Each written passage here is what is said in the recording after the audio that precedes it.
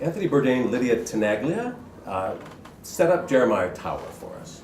Well, this is a fascinating and important and criminally overlooked chef who was largely responsible for the way we eat in restaurants now.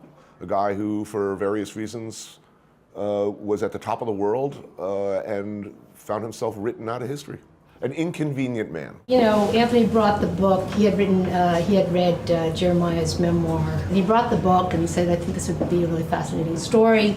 And I read it and I thought, it'll be an interesting biopic about an interesting restaurateur, had a very storied career. And I think once we really dove into the project, we realized there was so much more there. I mean, Jeremiah as a character, as a central figure, turned out to be much more than I certainly anticipated.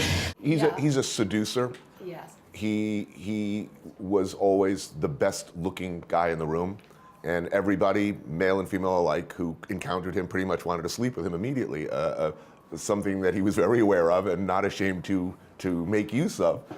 A guy with a very complicated, very tragic childhood, though he claims to not see it that way. This is a guy who grew up alone in grand hotels and ocean liners, luxury liners around the world, surrounded by beautiful things, a sort of an obsession that is with him still. What were some of the special challenges that you faced making this? Something that was more extraordinary than you probably even thought you were going up against? I mean, I would say the first challenge was meeting Jeremiah, from day one. It was clear this was someone who was quite consummate at curating his own image. It was clear from day one that it was going to be a little bit of an endeavor to penetrate that invincible armor. And I think there was also the challenge of getting people who were involved in the events to talk, because I mentioned that Jeremiah is inconvenient.